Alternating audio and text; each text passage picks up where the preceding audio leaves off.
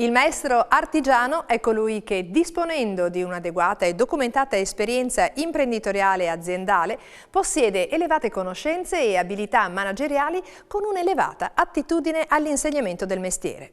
È quanto si legge sul sito della Regione Veneto per definire questa prestigiosa onorificenza. E la lista dei soci Confartigianato premiati aumenta. Nel video che stiamo per mostrarvi, infatti, conosceremo altri 4 appassionati maestri artigiani vicentini. Vediamo.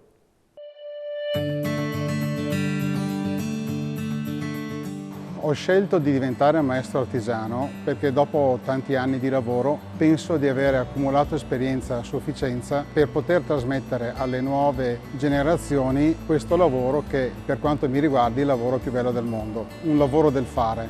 L'autorevolezza che può dare anche semplicemente il titolo di maestro può fare sì che i ragazzi, i giovani, le nuove leve si possano appassionare in maniera più forte e più incuriosita a questa professione.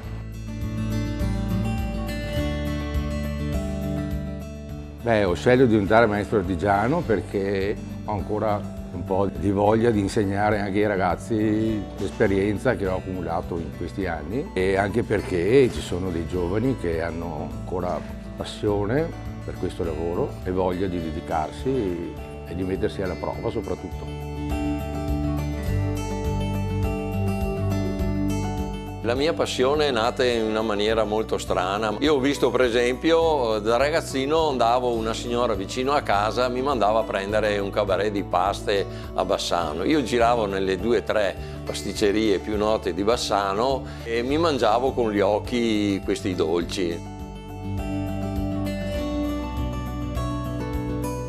Penso che arrivare a essere maestro artigiano è il massimo che si può arrivare come azienda. Devo ringraziare in prima persona la Confartigianato perché ha capito, e abbiamo lavorato bene, ha capito quali sono veramente i problemi. Difatti, vediamo negli anni sono sempre cresciuti, sempre più persone si sono iscritte qui in Confartigianato e questo vuol dire che lavora bene.